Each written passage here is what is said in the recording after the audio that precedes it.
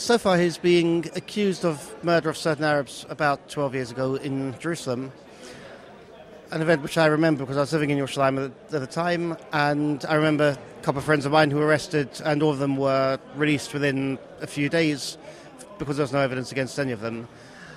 And apparently now, the police are still a bit embarrassed about not having caught anybody, so they're going for Chaim. What we know is that in the last year or so, the Shabak, the General Security Services, also called the Israel Security Agency, tried to recruit him as an informer against what they call the extreme right wing. He refused to be used this way, and now the Shabak wants to take vengeance on him, which they're doing by arresting him and accusing him of this somewhat absurd crime.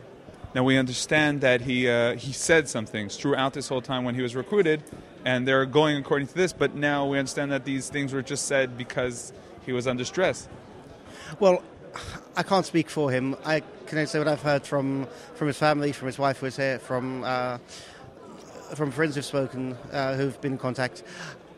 When the Shabak tried to recruit him, he recorded these conversations with the Shabak.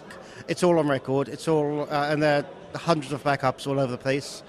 I just got a copy which I have not heard yet on Disk on Key, but clearly the Shabak tried to recruit him. They tried to. The Shabak agent suggested to him all kinds of illegal actions, murdering Arabs, attacking Arabs, burning olive groves, burning houses, that sort of thing, and he refused them.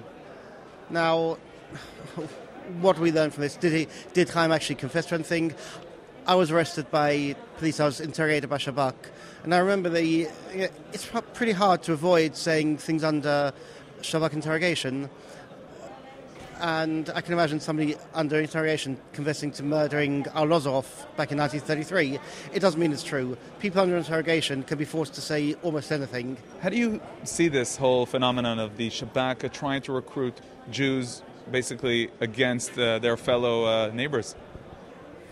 I think it's a desperate attempt by an organisation getting desperate and we can make it a much broader issue of an entire secular leftist establishment which feels it is losing control over the country as a whole and making desperate attempts to keep control using any means, legal or illegal, moral or immoral.